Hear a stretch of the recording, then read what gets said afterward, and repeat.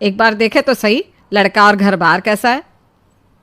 कौन से लड़की की बात चल रही है यहाँ? तुम्हारी शादी की बात चल रही है बेटी।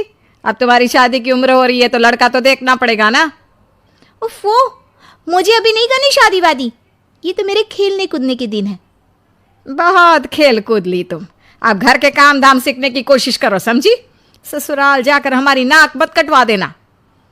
सब्जी काटनी तो आती नहीं इसको, तो नाक ही कटवाएगी। अरे मैं इसे शादी तक अच्छे से सब सिखा दूंगी। आप तो बस उस लड़के से इसकी शादी के बाद चलवाओ। कुछ दिनों बाद कुणाल और उसकी माँ शीतल को देखने घर आते हैं। कुणाल दिखने में बड़ा ही स्मार्ट होता है। शीतल तो उसे देखती ही रह जाती है।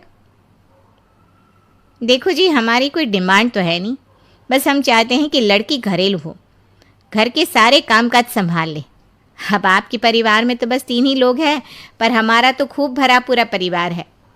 बाकी हमें लड़की के घूमने फिरने दोस्तों से मिलने से कोई दिक्कत नहीं है। घर का काम करने के बाद जो चाहे सो करे। अरे वाह, ये तो इतने बढ़िया लोग हैं।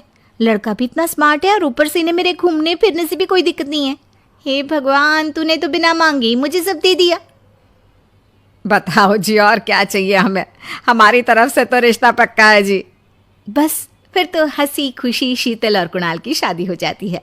शीतल मन ही मन बड़ी खुश होती है और उसी खुशी के साथ वो अपने ससुराल में कदम रखती है। आओ बहू, तुम्हारा अपने ससुराल में स्वागत है। ये मिलो अपने परिवार से। ये तुम्हारे ससुर जी, तुम्हारी ननद सुनीता और गीता, सुनीता के पति राजेश और उनके 2 बच्चे राजू और चिंटू। ये ना हमारे साथ यहीं रहते हैं। ये तुम्हारी दादी सास हैं और बाकी लोग अभी बाहर गए हुए हैं। इतने सारे लोग, ये सब यहीं रहते हैं इस घर में? अरे अभी तो मेरे देवर देवरानी और उनके 3 बच्चे यहाँ नहीं है। उसके मायके में भी शादी थी ना, तो बस वहीं गई है। कल तक आ जाएंगे। हे भगवान, ये घर है या धर्मशाला? ये सब एक साथ इस घर में कैसे रहते हैं? मुझे तो पता ही नहीं था इनका इतना बड़ा परिवार है। अब समझी कि कोई डिमांड क्यों नहीं की इन्होंने। ये सब चाल चले मेरे साथ। अरे बहू, खड़े खड़े क्या सोच रही हो? चलो अपने कमरे में जाकर आराम करो। जी माँ जी। अगले दिन शीतल का ससुराल में पहला दिन होता है। शीतल रसोई में जाकर सबके लिए खीर बनाने लगती है। तभी उसके ननद सुनीता आती है। अरे वाह भाभी, आज क्या बना रही हो? बस दीदी, आज वो पहली रसोई है ना, तो खीर बना रही थी।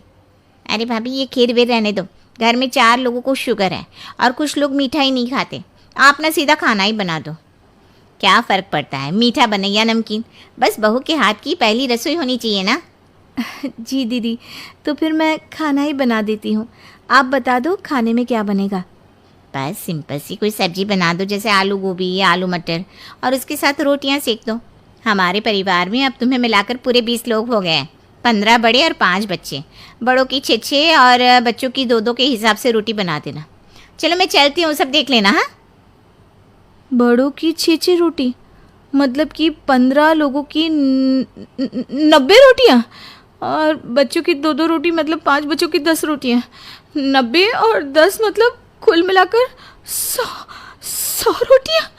हाय, मैं तो मर गई। 100 रोटी अकेले कैसे बनाऊंगी? माँ, ये तुमने मेरी शादी कहाँ कर दी? शादी से पहले तो मैंने कभी 4 रोटी से ज़्यादा नहीं बनाई। शीतल एक बड़ी सी परात में 100 लोगों के हिसाब से आटा निकालती है और उसे गूंथना शुरू करती है। आटा गूंथते गूंथते शीतल के पसीने छूट जाते हैं। उसके बाद बारी आती है रोटी बनाने की। शीतल एक एक करके रोटी बनाना शुरू करती है और 10 रोटी बनाते ही अपनी कमर पकड़ लेती है। हाय, मैं मर गई। मेरी कमर टूट गई खड़े खड़े, और ऊपर से इतनी गर्मी। मैं 100 रोटियां कैसे बनाऊंगी? अरे भाभी, सब बाहर रोटियों का इंतजार कर रहे हैं। ज़रा जल्दी जल्दी रोटी सेक दो। सब